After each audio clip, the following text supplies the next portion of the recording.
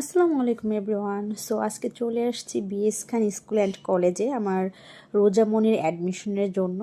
So okay ফার্স্টে একটা oral পরীক্ষা নেবে, মানে হচ্ছে মৌখিক একটা পরীক্ষা নেবে।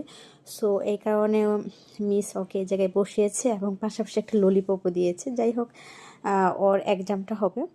আর এইদিকে যত ডকুমেন্টস আছে বা মানে যত সাইনিংয়ের ব্যাপার আছে সব কিছু আমি ক্লিয়ার করছিলাম। আমি টিচারদের সাথে কথা বলছিলাম, এই ফাঁকে হচ্ছে আমার মানে রাইয়ান হচ্ছে ভিডিওটা করছিল। যাই হোক, এই তো দেখেন ওর হচ্ছে মানে ডকুমেন্টসে যা যা লেখা সব কিছু কিন্তু আমি এই পাশে দেখছি। আর হচ্ছে মানে ওর হচ্ছে মাদ্রাসা থেকে কেন স্কুলে নিয়ে আসা এই ব্যাপার নিয়ে আপনাদের সাথে আমি খোলাখুলি পরে কথা বলবো।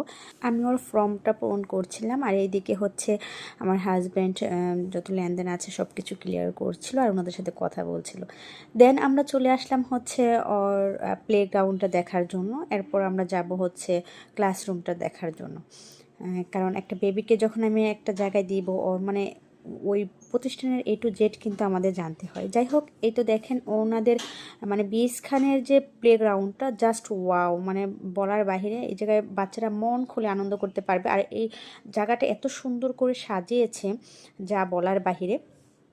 যাই হোক, এরপর আমরা চলে আসলাম হচ্ছে ওদের ক্লাসরুমে। এটা হচ্ছে প্লে সেকশনের হচ্ছে ক্লাসরুম।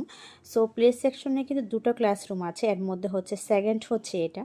ফার্স্টটা আমরা দেখে এসেছি অলরেডি, এটা হচ্ছে সেকেন্ড রুম। কারণ এই রুমে হচ্ছে রোজামণি বসবে, তাই এই রুমটাতেই আমি মানে একটা শট নিয়েছি। যাই হোক, মানে খুব সুন্দর একটা পরিবেশ, আমার কাছে খুবই ভালো লেগেছে।